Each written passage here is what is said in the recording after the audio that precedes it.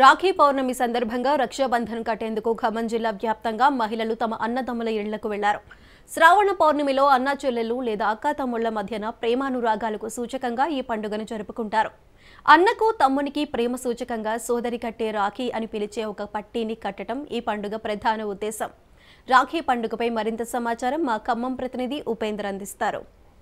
పౌర్ణమి అనగానే ముందుగా గుర్తొచ్చేది అన్న చెల్లెల రక్షాబంధన్. దీన్ని అయితే జంధ్యాల పౌర్ణమి రోజు అయితే ఈ కార్యక్రమాన్ని అయితే నిర్వహిస్తారు. ఇప్పటికే ఈ శ్రావణ మాసంలో సంబంధించి అన్నా చెల్లెల ప్రతీకగా ఈ రక్షాబంధన్ అయితే అనాది నుంచి వస్తుంది. ఈ నేపథ్యంలోనే రక్షాబంధన్ ఖమ్మం జిల్లా వ్యాప్తంగా కూడా విశేష స్పందన లభిస్తున్న పరిస్థితి కనిపిస్తుంది. ప్రధానంగా ఇప్పటికే ఏదైతే మహిళలు ఉన్నారో వారంతా కూడా తన సోదర భావాన్ని ప్రకటించేందుకైతే ఈ రక్షాబంధన్ అయితే కడుతున్న పరిస్థితి కనిపిస్తుంది. ప్రధానంగా ఇప్పుడు ఖమ్మంలో అయితే ఈ ర్యాకీలకైతే బాగా డిమాండ్ పెరుగుతున్న పరిస్థితి కనిపిస్తుంది. ఇప్పటికీ కొంతమంది ఉన్నారు.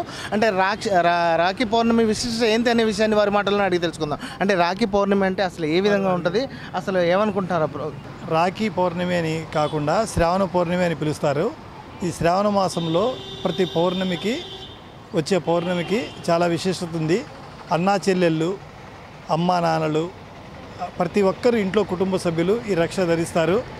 అట్లాగే మన పురాణ కథల ప్రకారం ఈ రక్షా కంకణాన్ని మనకు ధర్మరాజుకు అట్లాగే యుద్ధంలో ప్రతి చోట తల్లిదండ్రులు కట్టి మరియు ఈ కంకణాన్ని పూనుకొని పనిచేయండి అని పంపించారు. ఇట్లా కంకణం కట్టుకోవడం వల్ల ప్రతి ఒక్కరికి బలము, శక్తి వస్తుంది. ఈ శక్తి ద్వారా మనం ముందుకెళ్ళి అనేక కార్యక్రమాలు చేసుకుంటాం.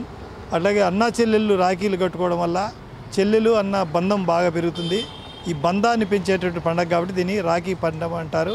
ఈ రాఖీ పౌర్ణమి రోజున రక్షాబంధనాన్ని కట్టుకొని అన్నా చెల్లెళ్ళు, పిల్లలకు, పెద్దలకు అందరూ కట్టుకొని దీన్ని అంటే ఈ రాఖీ పౌర్ణమి రోజు అంటే ఇప్పుడు గిరాకీ ఏ విధంగా ఉంది, అంటే మహిళలు ఏ విధంగా వస్తున్నారు? రాఖీ పౌర్ణమి అనగానే మనకు అనేక సెంటర్లలో అనేక చోట్ల రక్షలు అమ్ముతుంటారు.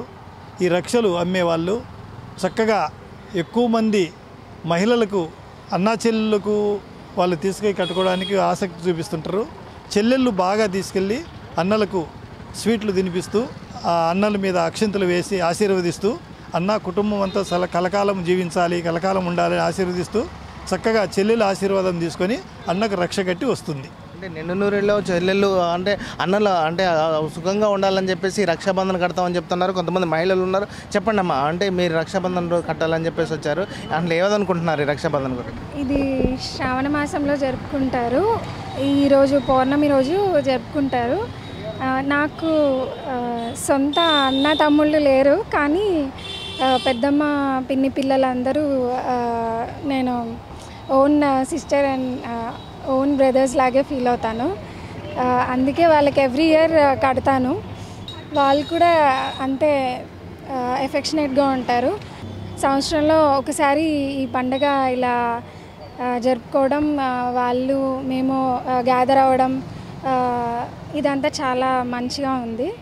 Happily celebrate Rakshabandhan. Thank you. అంటే మొత్తంగా చూసుకుంటే రక్షాబంధన్కి సంబంధించి ఇప్పటికే మహిళలు కూడా ఏదైతే తమ సోదర భావాన్ని ప్రకటించేందుకైతే ఈ రక్షాబంధన్ కోసం అయితే ప్రత్యేకంగా ఏర్పాటు చేసిన కౌంటర్లో అయితే వీటిని కొనుగోలు చేసి తమ అన్నలకు అయితే కడుతున్న పరిస్థితి అయితే కనిపిస్తుంది. ప్రధానంగా జిల్లా వ్యాప్తంగా ఉన్నటువంటి అన్ని కౌంటర్లు అంటే దాదాపుగా ప్రతి వీధికి ఒక షాప్ను ఏర్పాటు చేయడం జరిగింది. ఇప్పటికే ఈ రక్షాబంధన్కి సంబంధించి కొంత కమర్షియల్గా ఉన్నటువంటి అంటే వివిధ రకాల్లో అయితే ఏదైతే 100 నుంచి దాదాపుగా 4,000 రూపాయల వరకు కూడా ఈ రక్షాబంధన్లు అయితే ఏర్పాటు చేస్తున్న పరిస్థితి కనిపిస్తుంది. మొత్తంగా చూసుకుంటే ఈ రక్షాబంధన్ మాత్రం అన్నా చెల్లెల అనుబంధానికి ప్రతీకగా నిలుస్తుందని చెప్పేసి అయితే మహిళలు చెప్తున్నారు. తమ సోదరుని అయితే కలుసుకోవడం చాలా సంతోషంగా ఉంది. ఇది ఒక రోజు కూడా ఏర్పాటు చేయడం మాకు చాలా సంతోషంగా ఉందని చెప్పి మహిళలు చెప్తున్నారు. ఇది ఇక్కడ పరిస్థితి. కెమెరా పర్సన్ నరసింహరావుతో ఉపేందర్, రాజ్ న్యూస్, ఖమ్మం.